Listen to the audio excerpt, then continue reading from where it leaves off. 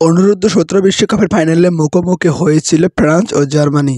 সেখানে নির্ধারিত সময়ে খেলা ২-২ গোলে ড্র থাকায় খেলা গড়ায় টাইব্রেকারে। টাইব্রেকারে ৪-৩ গোলে জয় পায় জার্মানি।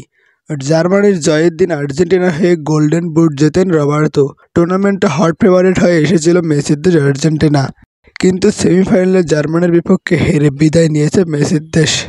জার্মানির বিপক্ষে হ্যাটট্রিক করেছেন আর্জেন্টিনার ইয়াংস্টার রবার্তো। হ্যাটট্রিক করেও নিজের দেশকে জেতাতে পারেননি রবার্তো, তবে টুর্নামেন্টে ৭ ম্যাচ খেলে সর্বোচ্চ ৮ গোল করেছেন। টুর্নামেন্টে সর্বোচ্চ গোল দিয়ে নিজে জিতে নিয়েছেন গোল্ডেন বুট অ্যাওয়ার্ড।